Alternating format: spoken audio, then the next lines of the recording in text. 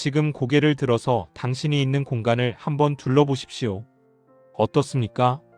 탁자 위에는 며칠 전에 마신 커피컵과 영수증이 굴러다니고, 의자에는 한 번 입고 벗어둔 옷들이 산처럼 쌓여 있고, 바닥에는 택배 박스와 전선들이 엉켜 있지는 않습니까? 만약 그렇다면 죄송하지만 당신은 지금 스스로 가난을 불러들이는 굿을 하고 있는 것과 다름없습니다. 제가 너무 심하게 말하는 것 같으신가요?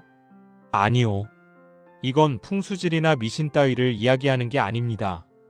아주 냉정한 뇌과학이자 경제학입니다. 우리는 흔히 내가 돈이 없어서 집이 좁고 지저분한 거라고 생각합니다. 하지만 순서가 틀렸습니다. 당신의 집이 지저분하고 물건으로 가득 차 있기 때문에 당신의 뇌가 마비되어 돈을 벌 수 없는 상태가 된 것입니다. 부자들의 집을 떠올려 보십시오. 드라마나 영화 혹은 실제로 본 부잣집의 공통점이 무엇입니까? 비싼 가구가 많다는 것? 아닙니다. 바로 여백이 많다는 것입니다. 그들은 길을 쓰고 집을 비워냅니다. 반면 가난한 사람들은 길을 쓰고 집을 채워 넣습니다. 오늘 영상을 통해 당신의 방구석에 쌓인 잡동사니들이 어떻게 실시간으로 당신의 뇌세포를 파괴하고 통장을 갉아먹는지 증명해 드리겠습니다. 이 영상을 다 보시고 나면 아마 영상을 끄기도 전에 벌떡 일어나서 쓰레기 봉투를 찾게 되실 겁니다. 첫째, 시각적 소음이 당신의 뇌를 공격한다. 뇌과학에는 시각적 소음이라는 개념이 있습니다.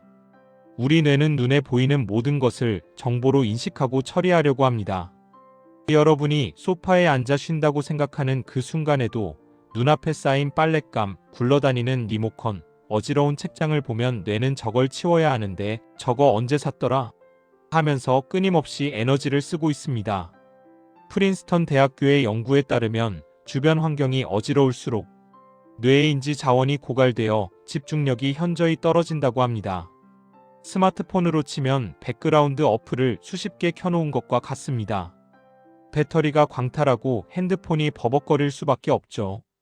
가난한 사람들의 뇌는 집안의 잡동사니들을 처리하느라 이미 과부하 상태입니다. 정작 돈을 버는 데 써야 할 창의력, 판단력, 의지력이 남아나질 않습니다. 집에만 오면 이상하게 피곤하고 아무것도 하기 싫은 이유가 바로 이겁니다. 당신이 게을러서가 아니라 당신의 집이 당신의 에너지를 빨아먹고 있는 겁니다. 둘째, 스트레스 호르몬 공장. UCLA의 연구팀이 흥미로운 실험을 했습니다. 집안에 물건이 많은 사람들의 혈액을 분석했더니 스트레스 호르몬인 코르티솔 수치가 정상인보다 훨씬 높게 나왔습니다. 특히 퇴근 후 집에 들어왔을 때 코르티솔 수치가 급격히 치솟았습니다. 집은 밖에서 지친 몸과 뇌를 쉬게 하고 재충전하는 베이스 캠프여야 합니다. 그런데 그 집이 난장판이니 뇌 입장에서는 쉴 곳이 아니라 또 다른 전쟁터로 인식하는 겁니다. 집에 들어오자마자 짜증이 나고 가족들에게 화를 내고 부부싸움이 잦아지는 게 우연이 아닙니다. 어지러운 환경이 당신을 예민하고 공격적인 사람으로 만들고 있는 겁니다. 화목한 가정이 부의 기초라고 하죠? 쓰레기 더미 속에서 화목이 꽃필 리가 없습니다. 셋째, 쓰레기를 모시려고 월세를 냅니까? 이번엔 경제적으로 계산해 봅시다. 대한민국의 평당 집값은 상상을 초월합니다. 서울 기준으로 평당 3천만 원, 4천만 원이 우습게 넘어갑니다. 여러분이 평당 3천만 원짜리 집에 산다고 가정해 봅시다. 그런데 입지도 않는 옷, 10년 전 전공 서적, 고장난 가전제품, 언젠가 쓸 것 같아서 모아둔 쇼핑백들이 방 한 칸을 차지하고 있습니다. 그 방이 3평이라면 당신은 지금 1억 원어치의 공간을 쓰레기 보관소로 쓰고 있는 겁니다. 월세나 대출 이자로 환산해 볼까요? 매달 수십만 원의 비용을 나를 위해 쓰는 게 아니라 쓰레기들을 편안하게 모시는 데 쓰고 있는 꼴입니다. 부자들은 공간의 가치를 압니다. 그래서 불필요한 물건이 내 공간을 점유하는 것을 끔찍하게 싫어합니다. 그들은 공간을 사기 위해 돈을 지불하지만 가난한 사람들은 물건을 쌓아두기 위해 공간을 낭비합니다. 이 차이를 깨닫지 못하면 평생 좁은 집에서 불평만 하며 살게 됩니다. 넷째, 결핍의 심리학. 언젠가 쓰겠지. 가난한 사람들이 물건을 못 버리는 가장 큰 핑계가 뭔지 아십니까?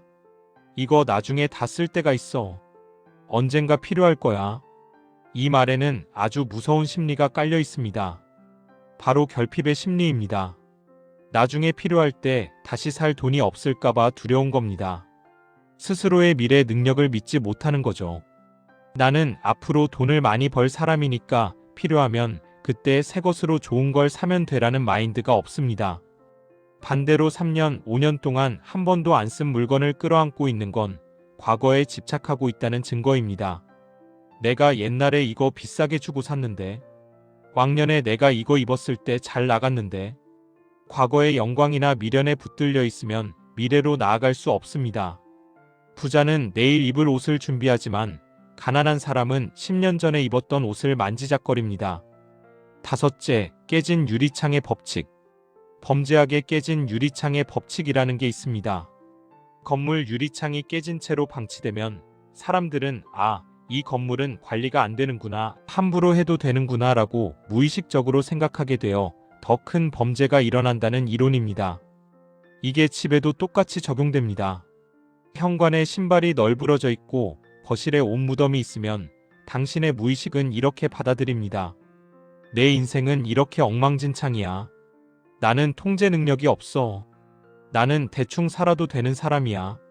환경이 사람을 만듭니다. 난장판인 방에서 자고 일어난 사람이 오늘 하루를 아주 규율 있고 계획적으로 살 확률이 얼마나 될까요? 0%에 가깝습니다. 방이 더러워지면 삶이 무기력해지고 무기력해지면 더 안 치우게 되는 악순환의 고리에 빠집니다.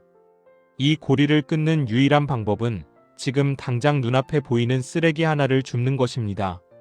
여섯째, 부자의 집은 여백이 인테리어다.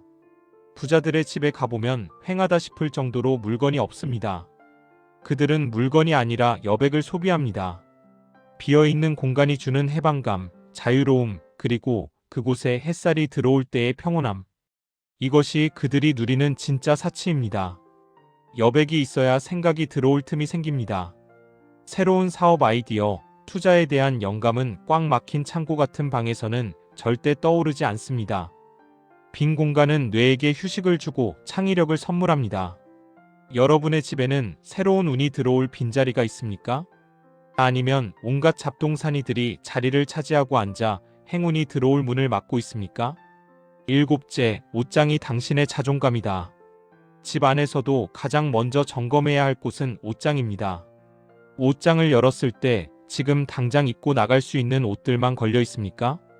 아니면 살 빼면 입어야지 하는 옷, 목 늘어난 티셔츠, 유행 지난 정장들이 섞여 있습니까?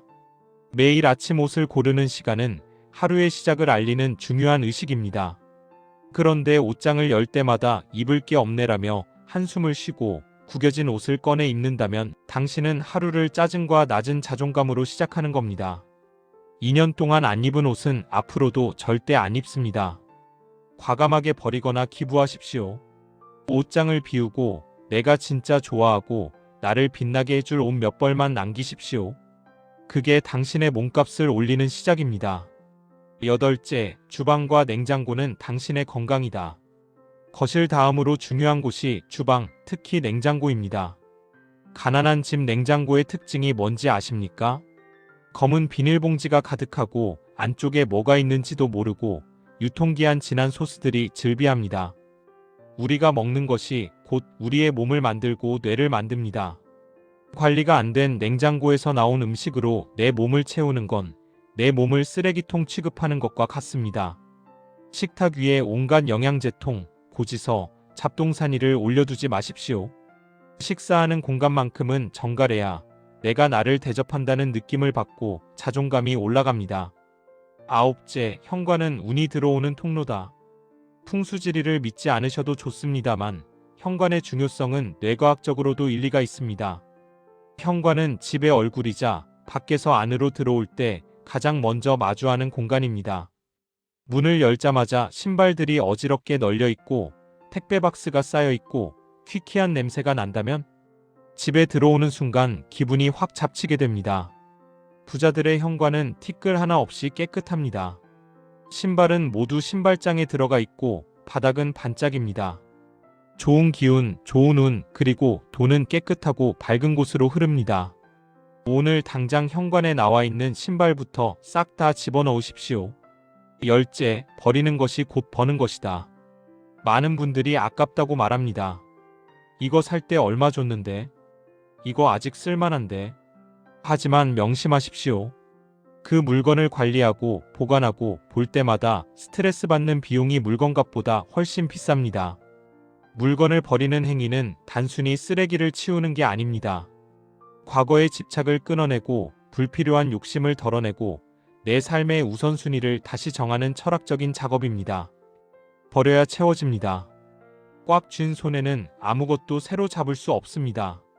과거의 낡은 물건들을 놓아주어야 그 빈손에 새로운 부와 기회를 잡을 수 있습니다. 11번째 결론, 하루 10분 버리기 루틴.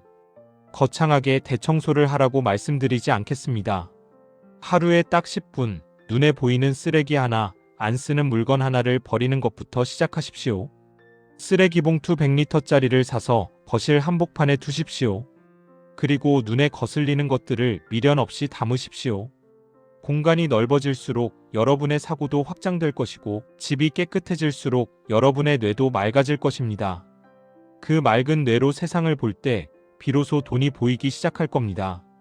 지금 이 영상을 보고 나서 아 좋은 말이네 하고 다시 지저분한 이불 속으로 들어간다면 아무것도 바뀌지 않습니다. 지금 당장 일어나서 환기부터 시키고 눈앞에 보이는 빈 캔 하나라도 쓰레기통에 넣으십시오. 그 작은 행동이 당신의 가난을 끊어내는 위대한 첫걸음입니다. 부자의 집에는 잡동사니가 없습니다.